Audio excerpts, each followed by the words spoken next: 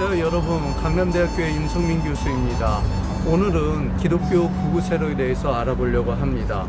이 주제는 종교와 정치가 만나는 복잡한 지점에서 우리 사회에 깊은 영향을 미치고 있기에 꼭 짚고 넘어가야 될 부분입니다.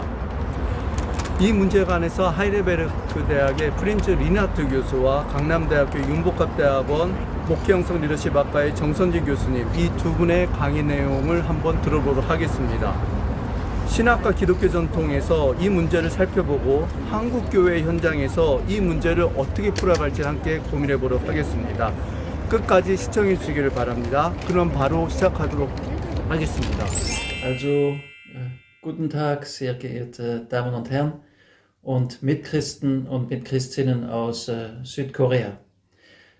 Scheinbar haben Sie aktuell ähnliche Probleme wie die wir in Europa haben, eben in der Beschäftigung mit Rechtsextremen. Und dazu will ich einige Gedanken Ihnen zum Gespräch anbieten.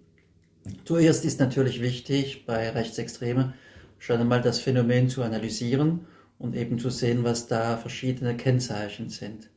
Ein erstes Kennzeichen dabei ist starker Nationalismus, beziehungsweise Überzeugung, dass es Ungleichheiten gibt zwischen den Menschen und dass also unterschiedlich die Nächstenliebe für die Menschen gilt, und zwar nicht gleichmäßig für die einen oder die anderen. Genau, also in dem Sinn ist Nationalismus eine gewisse Gestalt eben auch von Rassismus, der Überzeugung eben, dass es Menschen gibt erster Kategorie und zweiter Kategorie. Wenn man dann versucht, eben genauer zu definieren, was Rechtsextreme ist, dann ist die Herkunft aus der Romantik eben dann auch interessant, denn da geht es eben dann um eine Gemeinschaft von Menschen, die eben stark geprägt ist durch das Blut oder durch die Geschichte, im Gegensatz eben zu einer Gemeinschaft, die bestimmt ist durch den Willen, gemeinsam miteinander zu leben. Das heißt eben dann, dass diesbezüglich eben die Menschen, die aus der Fremde kommen, nicht durch Beschluss eben dazugehören können. Das war in der europäischen Geschichte ganz besonders in Bezug zu den Juden. Denn da wurde eben immer wieder davon ausgegangen, dass sie nicht die gleiche Rasse sind wie die Arier. Und wenn eben dann nicht die Möglichkeit besteht, zu einer Gemeinschaft gehören, durch den Willen zusammen zu sein, dann werden diese Menschen strukturell ausgegrenzt, genauso wie Migranten aktuell. Und diese Abstammung von der Romantik ist eben da wichtig. Ne? Was aber dann auch auffällt, ist die Logik vom starken Mann bzw. der starken Frau, wo man davon ausgeht, dass diese Person einen schützen kann vor den Kontingenzen des Lebens. Das ist in dem Sinne eben dann auch eine Illusion, denn es ist eine Art eben dann über die Projektion auf diese starken Leute eben davon ausgehen, dass man selbst der Endlichkeit entgehen könnte. Ein anderes Kennzeichen von Rechtsextreme ist, dass man es nicht annimmt, dass es verschiedene Arten von Mächten innerhalb von einer Gesellschaft geben kann. Also nicht nur die politische Macht, sondern auch natürlich wirtschaftliche Macht, aber auch die Macht der Presse oder die Macht der Kirche oder die Macht von anderen Elementen innerhalb der Gesellschaft, die eben machen, dass eine Macht nicht absolut gesetzt wird. Die starken Männer lieben nicht Gegenmächte. Das ist ein Kennzeichen eben von Rechtsextremen. Dabei ist es ganz zentral, eben diesbezüglich immer auch mit seiner Endlichkeit leben zu können. Und das ist die zentrale Botschaft vom Christentum. Das heißt eben, dass meine Endlichkeit nicht eine Wirklichkeit ist, die ich ausgrenzen muss, die ich verleugnen muss, die ich fliehen kann. Meine letzte Endlichkeit ist die vom Tod und die gehört seit der Taufe eben genuin zu meiner Identität. Ich bin eben seit meiner Taufe ein endlicher Mensch vor Gott, der den Tod schon in sich trägt. Deswegen ist es eben wichtig, im Rahmen eben von dieser Endlichkeit meine eigene Identitätsmerkmale nicht absolut zu setzen. Die Taufe führt mich eben dann dazu, dass meine Merkmale relativiert werden, einschließlich meine nationale Zugehörigkeiten. Ich habe eine plurale Identität mit verschiedenen Aspekten, so dass eine Dimension nicht absolut gesetzt werden. Ich bin Franzose, ich bin Elsässer, ich bin Prof an einer deutschen Universität, ich bin Theologe, ich bin Christ. Das sind alles verschiedene Identitäten, die mich wesentlich prägen. Und ich kann eben nicht sagen, dass eine von diesen Identitäten jetzt alle andere ausgrenzen kann bzw. muss. Höchstens die christliche Identität, aber zu der gehört eben gerade diese Dimension der Endlichkeit. Also das scheint mir zentral zu sein in der Botschaft in Gegenwart von der Rechtsextreme. Also diese Dimension der Endlichkeit und diese Dimension eben von meiner Identität in Christus, die eben es unmöglich macht, dass ich mich mit einer nationalen Identität zum Beispiel unmittelbar identifizieren kann. Mein Franzose sein ist eben nicht absolut, denn meine letzte Identität ist die mir mit der Taufe gegeben ist. Das sind wichtige Aspekte als theologische Perspektive. Also das gehört eben dann auch zur biblischen Tradition schon im Alten Testament. Im Alten Testament wird eben der reiche Israelit stark auf seine ehemalige Armut verwiesen. Also auf den Ort seiner Armut, auf den Ort seiner Endlichkeit. Und das macht eben, dass es unmöglich ist für ihn, einerseits sich für Gott zu halten und andererseits die Solidarität aufzugeben mit anderen Menschen, die auch in der Not leben. Dadurch, dass ich eben weiß, dass ich ein ehemaliger Hebräer bin, also ein Mensch, der Nomade ist, der kein Land besitzt. Dadurch eben kann ich eben nur solidarisch sein mit den Menschen, die Migranten sind oder die in Armut leben. Denn ich weiß, dass letztendlich die Armut zu meiner eigenen Identität hinzugehört. Also, wenn ich das persönlich ausdrücken kann. Mein Vater hat mir eines Tages in das Dorf geführt, wo unsere Ahnen herkommen. Und er hat mich auf das kleinste Häuschen verwiesen in diesem Dorf und hat gesagt, siehst du, Fritz, da kommen wir her. Genau, das scheint mir zentral zu sein. Die Konsequenzen werden im Neuen Testament gezogen. Nämlich es ist ja interessant, dass gerade die Texte vom Deuteronomium, also vom Alten Testament, die von dieser Armut reden, von Christus zitiert werden im Gegensatz zum Teufel. Der Teufel will ihn dazu führen, eben die Endlichkeit des Menschseins abzulehnen. Also sozusagen direkt die Göttlichkeit durchzusetzen. Und Jesus zitiert eben dann gerade diese Texte, um zu sagen, der Mensch lebt nicht von Brot allein, aber wenn er das Bedürfnis hat nach Brot, er hat eben genauso Hunger nach Gottes Wort und deswegen bleibt er immer unterschieden von Gott und deswegen solidarisch eben mit den Menschen, wie sie nun mal sind. Das scheint mir eine zentrale Aussage zu sein, die sich eben dann auswirkt am Kreuz.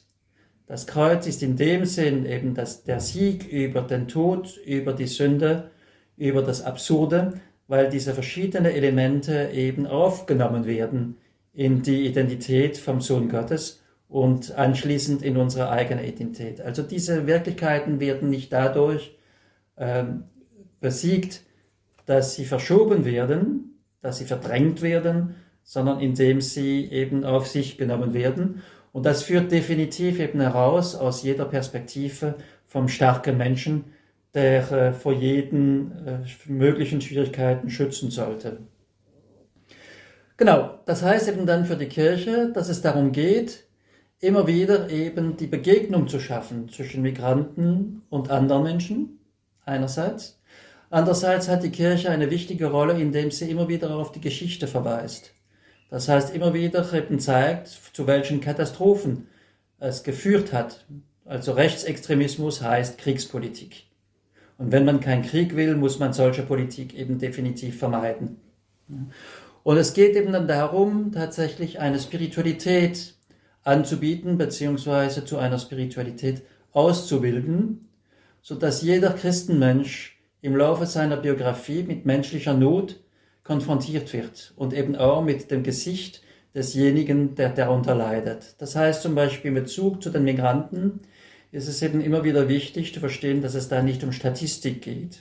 Es geht um sehr konkrete Menschen, die eine sehr spezifische Not geflohen haben, in Europa zum Beispiel in Syrien oder so, und wo eben die Menschenliebe dazu gebietet, diesen Menschen entgegenzukommen, abgesehen jetzt von jeder Statistik der Migration. Das scheint mir in diesem Rahmen ein zentrales Anliegen zu sein.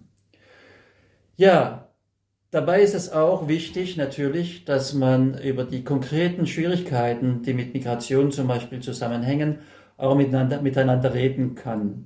Es ist tatsächlich so, dass wenn man unterschiedliche Kulturen hat, zum Beispiel, das Zusammenleben nicht von vornherein leicht ist. Da ist es zentral, dass man miteinander ins Gespräch kommt, sodass Kompromisse gefunden werden können in der Art, miteinander zu leben. Aber genau so wirkt sich eben die Nächstenliebe aus, dass sie eben das Gespräch sucht und eben auch sich gegenseitige Vorwürfe gefallen lassen kann.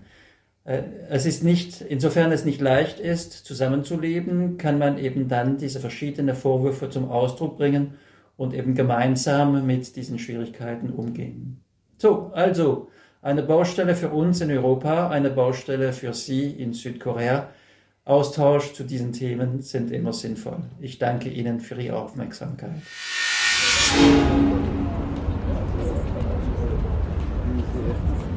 잘 들으셨습니까? 프린츠 리나트 교수는 기독교 정통에서 극우 세력을 어떻게 바라봐야 할지에 대해서 이야기했습니다. 교회는 성경과 기독교 전통에서 벗어나면 안 됩니다. 벗어날 경우 그것은 이단입니다. 크리스토퍼 스트롬 교수는 2차 대전에 협력한 교회를 가짜 종교, 슈도 렐리기오제라고 지칭합니다.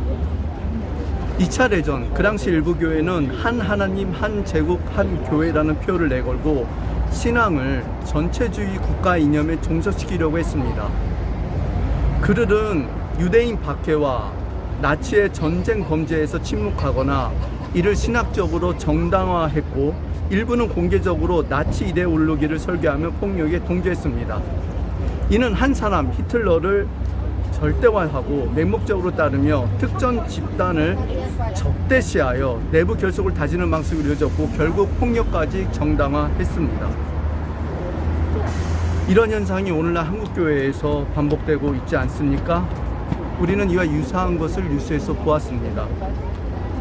일부 기독교 세력은 극우 정치와 결합해 특정 정치인을 절대시하여 이념적으로 반대되는 사람들을 적으로 규정하며 배제하거나 혐오 발언을 일삼기도 합니다.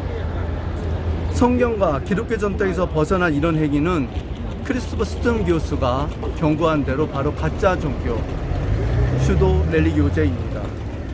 자, 그렇다면 한국 교회에서 이것을 어떻게 풀어가야 될지에 대해서 정선진 교수의 말씀을 들어보도록 하겠습니다.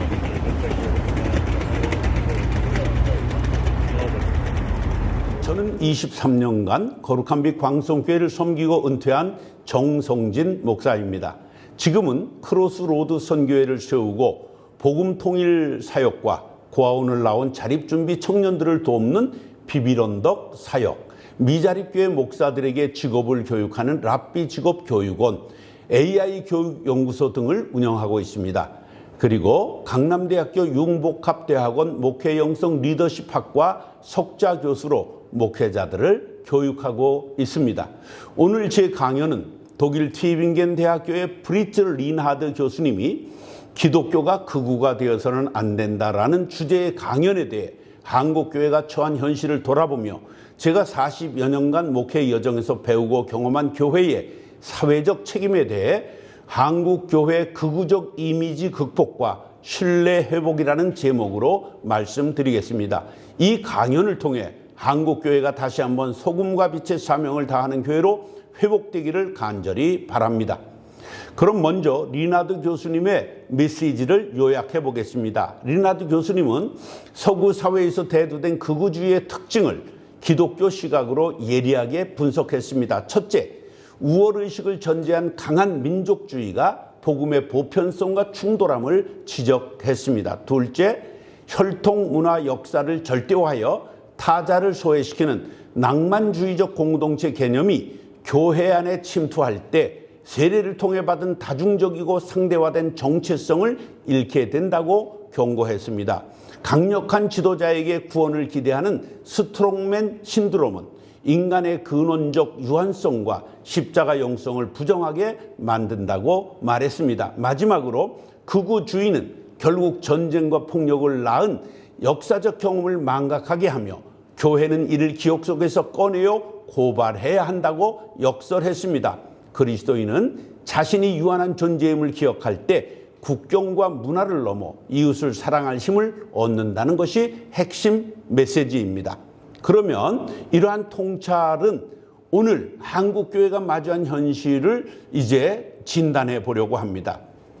자, 오늘 한국교회가 맞이한 현실을 아주 예리하게 비추어 줍니다. 지난 몇 년간 교회는 정치 집회 현장에서 특정 이념과 결탁한 모습으로 종종 노출되었습니다. 반공 이데올로기와 스트롱맨 신드롬과 뉴라이트 사관과 결탁한 기독교 극우주의가 한국에 등장했습니다. 그 결과 기독교 신뢰도는 추락하고 지식인과 젊은이들이 교회를 떠났습니다.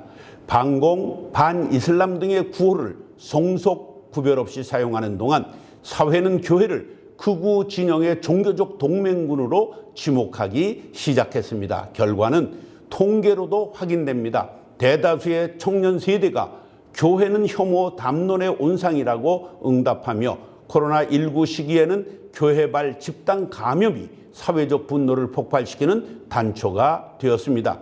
예배당의 십자가는 더 이상 사랑과 희생의 상징이 아니라 집단 이기주의의 깃발처럼 조롱받기도 했습니다. 이것은 단순한 이미지의 문제를 넘어 복음 선교의 생존이 걸린 심각한 위기입니다. 그 결과 한국교회의 사회적 신뢰도는 30%대에 머물러 있으며 코람데오닷컴 분석에 따르면 그 원인이 언행 불일치, 교회 내부의 비리와 부패, 타종교에 대한 배타적 태도, 십자군식 선교 등입니다. 특히 뉴스앤넷이 지적한 바와 같이 돈을 사용하는 부분에서 신뢰 상실이 큰 문제가 되고 있습니다.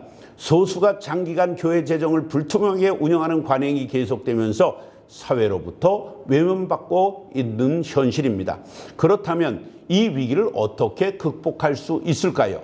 성경은 소문이 온 유대와 사마리아와 땅끝까지 퍼졌다고 기록하고 있습니다. 초대교회는 거룩한 삶으로 선한 평판을 얻었고 그 평판이 곧 복음 전파의 통로가 되었습니다. 저는 이를 좋은 소문이 교회를 살린다라는 문장으로 목회 현장의 성도들에게 새기며 함께 실천했습니다. 여기에서 좋은 소문은 단순한 홍보 전략이 아닙니다. 그것은 세례로 시작된 새 삶이 공동체적 정의와 자비로 공적 공간에서 실현될 때 자연스럽게 번져나오는 향기입니다. 우리는 복음의 사회적 열매가 없는 언어적 고백을 죽은 믿음이라고 불러왔습니다. 성경에서 좌우로 치우치지 말라는 말씀이 16회 나옵니다. 한국교회는 스스로를 극우 혹은 극자라는 정치적 스펙트럼으로 규정하기보다 예수께서 보여주신 가장 작은 자를 위한 사랑에 전념함으로써 선한 평판을 회복해야 합니다. 그때 세상은 다시 교회를 빛과 소금의 교회로 기억하게 될 것입니다. 그러면 거룩한 빛 광송교회에서 제가 실천했던 사례들을 말씀드리겠습니다. 23년간 저는 교회에서 이런 여러 가지 사역들을 통하여 지역사회를 섬기고 세상을 섬겼습니다. 먼저 투명한 교회 운영입니다. 투명성을 재정은 제일 우선으로 했습니다. 월간조선에서 보도한 바와 같이 저희 교회는 3개월마다 예결산 자료를 인쇄해서 전 교인에게 공개했습니다. 매주 헌금자 명단도 홈페이지에 공개했고 외부 회계법인의 감사를 받았습니다. 목사인 제가 받은 사례비 월 450만 원도 대부분 헌금으로 드렸습니다. 이는 세상의 기준으로 보면 비효율적일 수도 있지만 교회가 돈 때문에 의심받지 않기 위한 선택이었습니다. 나눔을 실천하기 위해 35개 교회를 분립개척했고 1년에 6억 원 장학금을 주었습니다. 선교사 35가정을 파송했으며 선교적 교회의 사명을 감당하기 위해 우리 교회는 전도 행사를 하지 않고 지역사회의 작은 교회들을 섬기고 사회적 약자들을 섬겼습니다. 태국 예배, 베트남 예배, 캄보디아 예배, 북한 이탈주민 예배, 영어 예배가 있고 발달 장애인을 위해서 어린이, 학생, 청년, 장년 4개의 예배를 만들었습니다. 그리고 청각장애인 예배가 있습니다. 작은 교회 돕기 운동은 뉴스앤조이에서 보도한 대로 우리는 16년 전부터 고양시와 파주시의 작은 교회 157개 교회를 형제교회로 삼고 전도팀 파송, 양육팀, 예배팀을 보내며 재정 지원도 하고 있습니다. 이는 교단과 교파를 초월한 연대였습니다. 우리는 전도 행사를 하지 않았습니다. 그런데 좋은 소문이 나서 수많은 사람들이 모여들었고 35개 교회를 분립 개척했습니다. 작은 교회들이 무너지면 한국교회 전체가 무너집니다. 새 강이 마르면 한 강이 마를 수 있다는 것을 알아야 됩니다. 큰 교회가 작은 교회를 세우는 것입니다. 하나님 나라는 함께 확장해 나가야 합니다. 그 다음 개인 구원과 사회 구원의 균형입니다. 가스펠 투데이와의 인터뷰에서 밝힌 바와 같이 저는 개혁주의의 두 날개를 목회 철학으로 삼았습니다. 그것은 개인 구원과 사회 구원입니다. 이것을 균형 맞추려고 노력했습니다. 영혼 구원만 강조하고 사회적 책임을 외면하거나 반대로 사회 활동만 하고 복음 전파를 소홀히 하는 것은 모두 균형을 잃은 것입니다. 예수님께서 말씀과 표적을 함께 행하셨듯이 교회도 말씀 선포와 사회 섬김을 함께 실천해야 합니다. 그래서 사회복지법인 해피월드를 세우고 섬겼습니다. 2007년 20억 원을 출연해 사회복지법인 해피월드를 설립했습니다. 교회 이름이 아닌 재단 이름으로 사회를 섬김으로써 종교적 강요 없이 순수한 봉사를 실천했습니다. 파주 노인복지관 운영을 통한 시니어 사역, 덕양 노인복지관, 운정 노인복지관, 문산 종합사회복지관, 원당 종합사회복지관, 영세민 자녀 공부방, 다문화센터, 다문화학교, 파주 시니어클럽, 운정 다누림 장애자 복지관 등 한국교회 최대의 복지재단을 운영하고 있습니다. 미소금융 대출 사업을 2005년부터 시작해 현재 80억 원 규모의 해피뱅크를 운영하며 400명에게 2천만 원씩 사업 자금을 대출해 주고 있습니다. 대한학교인 우리 유치원, 드림초등학교, 드림중고등학교를 운영해서 지역의 명문 기독교 학교로 자리하고 있습니다. 장애인과 세터민을 위한 장터사회적 협동조합을 세워서 데일리 굿뉴스에서 보도했는데 지난 20년간 장터사회적 협동조합을 통해 지적장애인, 청각장애인, 자폐 스펙트럼 장애인, 북한 이탈 주민을 지속적으로 섬기고 그들이 일자리를 제공했습니다. 카페 풍경과 올리브 향기에서는 직원 절반이 장애인과 세터민으로 구성되어 있으며 이들이 자립할 수 있도록 실질적인 지원을 하고 있습니다. 코로나 이전에는 22명이 봉사했고 현재는 정규직으로 이들이 6명 정도로 줄었는데 지금 1명, 2명 다시 채용하고 있습니다. 이제 한국교회가 나아가야 할 방향을 제시하고자 합니다. 첫째, 섬김의 영성 회복입니다.